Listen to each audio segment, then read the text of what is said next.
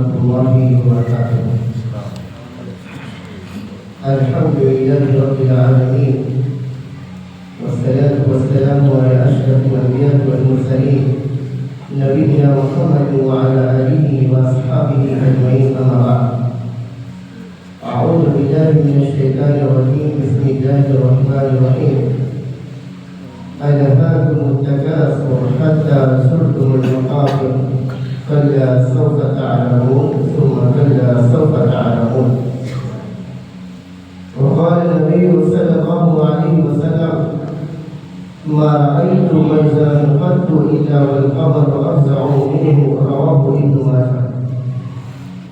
محترم سامعین کرام و حاضرین مجلس معزز علماء کرام، محترم سامعین کرام، جس دنیا میں ہم جی رہے ہیں، جس دنیا میں ہم سانس لے رہے ہیں، یہ دنیا فانی ہے، یہ دنیا ختم ہونے والی ہے۔ ہر ایک کو اس دنیا سے جانا ہے، چاہے وہ نبی ہو، رسول ہو، بزرگان دین ہو، انبیاء کرام ہو، سب کو ایک نہ ایک دن موت کے گھاٹ اترنا ہے۔ اور جب انسان موت کے گھاٹ اتر جاتا ہے تو اس کی پہلی اور آخری منزل یہی قبر ہوتی ہے۔ اور اسی قبر کے بارے میں اللہ کے نبی کریم صلی اللہ علیہ وسلم نے فرمایا تھا: ان القبر روضۃ من روضۃ الجنہ او حفرۃ من حفر النار۔ کیا فرمایا اللہ کے نبی کریم صلی اللہ علیہ وسلم نے؟ ایک دنیاوی زندگی میں بس رہنے والوں، ایک عیش و عشرت کی زندگی میں بس رہنے والوں، ایک آخرت کی زندگی کو فراموش کر دینے والوں، سنو، یہ قبر آپ کے لیے جنت کے باغیچوں میں سے ایک باغیچہ بننے والی ہے، یا یہ قبر آپ کے لیے جہنم کے انگاروں میں سے ایک انگارہ بننے والی ہے۔ کیا مطلب یہ ہے کہ اگر آپ نے اس دار فانی کے اندر، آپ نے اس دنیا کے اندر اگر آپ نے نیک اعمال کیے ہوں گے، قرآن و حدیث کے مطابق زندگی گزارے ہوں گے، تو یہ قبر آپ کے لیے جنت کے باغیچوں میں سے ایک باغیچہ بننے والی ہے۔ اگر آپ نے اس دنیا کے اندر برے اعمال کیے ہوں گے، قرآن اور حدیث کے مطابق عمل نہیں کیے ہوں گے، تو یہ قبر آپ کے لیے جہنم کے انگاروں میں سے ایک انگارہ بننے والی ہے میرے بھائی۔ اور آئیے، شیخ محترم نے مختصر وقت دیا ہے، میں اسی حساب سے آپ کے سامنے بات کرتا ہوں۔ دو واقعات آپ کے سامنے رکھتا ہوں۔ صحابہ کرام رضوان اللہ علیہم اجمعین جب ان کے سامنے قبر کا تذکرہ ہوتا ہے تو کتنا روتے ہیں۔ ایک واقعہ عثمان غنی رضی اللہ تعالیٰ عنہ کے بارے میں آتا ہے۔ یہ عثمان غنی وہ ہیں جن کے بارے میں اللہ کے نبی نے 8 مرتبہ کہا تھا: عثمان تم جنتی ہو، تم جنتی ہو، تم جنتی ہو۔ اور ایک مرتبہ اللہ کے نبی نے عثمان غنی رضی اللہ تعالیٰ عنہ کے بارے میں کہا تھا کہ اے عثمان، تم نے اپنے اعمال سے اللہ کو اتنا راضی کر لیا، آپ نے اللہ کو اتنا راضی کر لیا کہ اب عثمان اگر تو کوئی نیک عمل نہ کرے پھر بھی اللہ نے تیرے لیے جنت واجب کر دی میرے بھائی۔ یہ وہ عثمان ہے میرے بھائیوں۔ جب ان کے سامنے قبر کا تذکرہ ہوتا ہے تو رو رہے ہیں، بلک رہے ہیں، تڑپ رہے ہیں، قبر کے پاس سے گزر رہے ہیں، رو رہے ہیں، بلک رہے ہیں، تڑپ رہے ہیں۔ لوگوں نے کہا: ہے عثمان، کیا بات ہے؟ جب تیرے سامنے جنت اور دوزخ کا تذکرہ ہوتا ہے تو اتنا نہیں روتا، اتنا قبر کے سامنے جب تو گزرتا ہے تو روتا ہے۔ جب تیرے سامنے جنت اور دوزخ کا تذکرہ ہوتا ہے تو اتنا نہیں روتا، اتنا قبر کا تذکرہ تیرے سامنے ہوتا ہے تو اتنا روتا ہے۔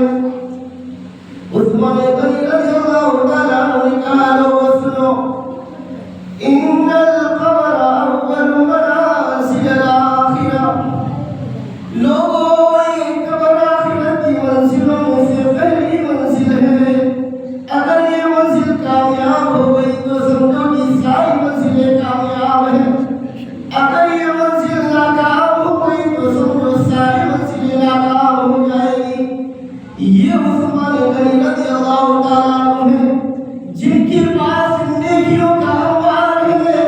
اللہ رب العالمین نے جن کو جنت کی سرٹیفکیٹ دے دی، لیکن آج رو رہا ہے، بلک رہا ہے، تڑپ رہا ہے. اور دوسرا واقعہ ابو ہریرہ رضی اللہ تعالیٰ عنہ کا. ابو ہریرہ رضی اللہ تعالیٰ عنہ کی موت کا وقت قریب ہے. تمام صحابہ کرام ابو ہریرہ رضی اللہ تعالیٰ عنہ کے پاس میں اکٹھا ہو جاتے ہیں. کیا کہتے ہیں؟ ما یبکیک یا ابا ہریرہ، اے ابو ہریرہ کیا بات ہے، کیوں رو رہے ہو؟ کیا دنیا چھوڑ کر جا رہے ہو اس وجہ سے رو رہے ہو؟ کیا موت کے ڈر کی وجہ سے رو رہے ہو؟ کیا بیماری کے ڈر کی وجہ سے رو رہے ہو؟ کہا لوگوں میں دنیا چھوڑ کر جا رہا ہوں اس وجہ سے نہیں رو رہا، میں موت کے خوف سے نہیں رو رہا، میں بیماری کے ڈر کی وجہ سے نہیں رو رہا، بلکہ میں اس وجہ سے رو رہا ہوں کہ موت کے بعد والا مرحلہ، موت کے بعد والا سفر بڑا کٹھن ہے، موت کے بعد والا مرحلہ بڑا لمبا ہے. قیامت کا منظر ہے، قبر کا مرحلہ ہے، میدان محشر کا مرحلہ ہے، پل صراط کا مرحلہ ہے، اللہ رب العالمین کے سامنے حساب و کتاب کا مرحلہ ہے، اور نیکیاں بڑی کم ہے. یہ ابو ہریرہ رو رہا ہے، تڑپ رہا ہے، بلک رہا ہے. نیکیاں اتنی ہو جانے کے باوجود اللہ رب العالمین نے جس ابو ہریرہ رضی اللہ تعالیٰ عنہ کے بارے میں کہہ دیا رضی اللہ عنہ ورضوا عنہ، اللہ ان سے راضی ہو گیا اور وہ اللہ سے راضی ہو گئے. آج ابو ہریرہ رو رہا ہے، بلک رہا ہے. اور آج ہم نے میرے بھائیوں دنیا کے پیچھے پڑے ہوئے ہیں، قبر کو بھلا بیٹھے ہیں، آخرت کو بھلا بیٹھے ہیں، موت کو بھلا بیٹھے ہیں. آج ہم تو میرے بھائیوں ایسے ہو چکے ہیں، جمعہ نماز ادا کر لیتے ہیں تو اپنے آپ کو اصلی مسلمان سمجھتے ہیں. اور آج ابو ہریرہ رضی اللہ تعالیٰ عنہ اتنی نیکیاں ہو جانے کے باوجود آج ابو ہریرہ رو رہا ہے، تڑپ رہا ہے، بلک رہا ہے میرے بھائیوں. اور آخری حدیث بیان کر کے بات کو ختم کروں گا. بخاری کی حدیث ہے، راوی حدیث ابو سعید خدری رضی اللہ تعالیٰ عنہ ہے. وہ کہتے ہیں کہ اللہ کے نبی کریم صلی اللہ علیہ وسلم نے فرمایا اذا وضعت الجنازة فاحتمل الرجال على آلاتهم، جب جنازہ بالکل تیار ہو جاتا ہے لوگ جنازے کو اپنے کندھوں پر اٹھا لیتے ہیں. جب جنازے کو لوگ کندھوں پر لے کر چلنا شروع ہو جاتے ہیں، اللہ کے نبی کریم صلی اللہ علیہ وسلم نے فرمایا وَإِن كَانَ صَالِحًا، اگر مرنے والا نیک ہے، اگر جنازہ نیک آدمی کا ہے تو کیا کہتا ہے؟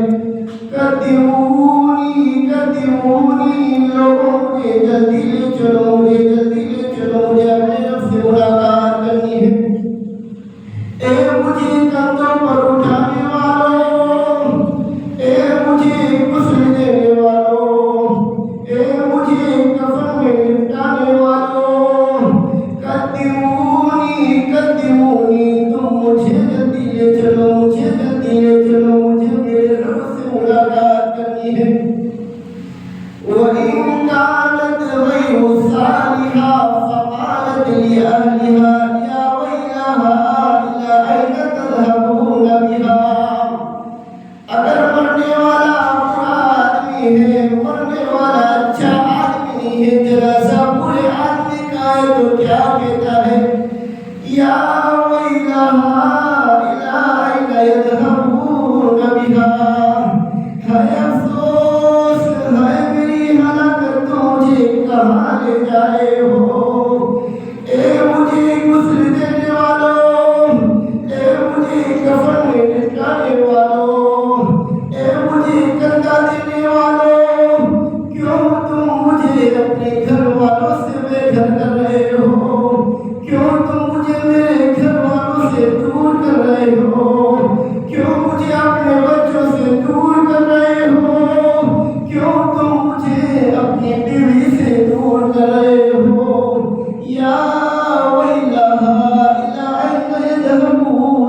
پوچھا ہائے افسوس تم مجھے کہاں لے جا رہے ہو؟